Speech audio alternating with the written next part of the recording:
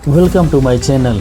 सोचिए, अगर देश का कोई बड़ा नेता या आमिर बिजनेसमैन कोई अपराध करे और वही अपराध एक आम नागरिक करे, तो क्या दोनों को अलग अलग सज़ा मिलेगी या दोनों के लिए कानून एक होगा?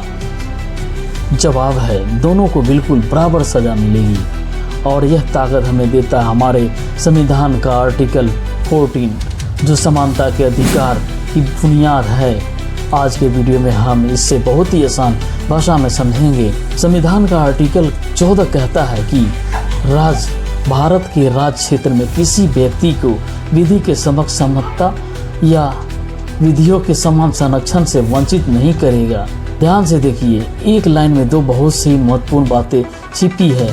पहली है इक्वालिटी बिफोर लॉ, जिसे हमने ब्रिटेन के संविधान से लिया है, और दूसरी है equal protection of the law, जिसे अमेरिका के संविधान से लिया गया है। चलिए इन दोनों को अलग अलग समझते हैं। सबसे पहले बात करते हैं विधि के समक्ष समता यानी इक्वालिटी बिफोर द लॉ। इसका सीधा सा मतलब है कि कानून अंधा होता है, वह किसी का चेहरा या पैसा या रुतबा नहीं देखता। इसे एक नकारात्मक अवधारणा कंसेप्ट भी माना जाता है, क्योंकि यह राज्य को किसी भी नागरिक के साथ भेदभाव करने से सख्ती से रोकता है। Equal protection of the laws. अब हम बात करते हैं विधियों के समान संरक्षण की। ये बहुत ही खूबसूरत विचार है। इसका मतलब है कि समान लोगों के साथ समान व्यवहार होना चाहिए। समाज में हर इंसान की परिस्थिति एक जैसी नहीं होती। कोई बहुत गरीब है तो कोई बहुत अमीर, कोई शारीरिक रूप से कमज़ोर है तो कोई मजबूत। इसलिए कानून कहता है कि अलग अलग परिस्थितियों वाले लोगों के लिए सरकार विशेष कानून बना सकती है, जैसे महिलाओं के लिए विशेष सुरक्षा या आर्थिक रूप से कमज़ोर वर्गों के लिए आरक्षण। इसे सकारात्मक वर्गीकरण यानी रीजनेबल क्लासिफिकेशन कहा जाता है।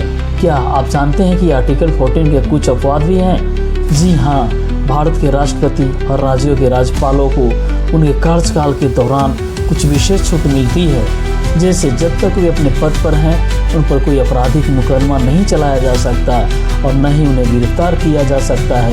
यह व्यवस्था देश के सर्वोच्च पदों की गरिमा बनाए रखने के लिए की गई है। दोस्तों, आसान शब्दों में कहें तो आर्टिकल 14 यह सुनिश्चित करता है कि देश में कानून का शासन रहे, रूल ऑफ लॉ रहे, न कि किसी व्यक्ति का मनमाना राज।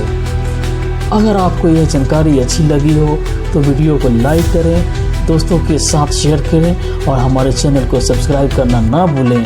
अगले वीडियो में हम बात करेंगे आर्टिकल 15 की। जय हिंद।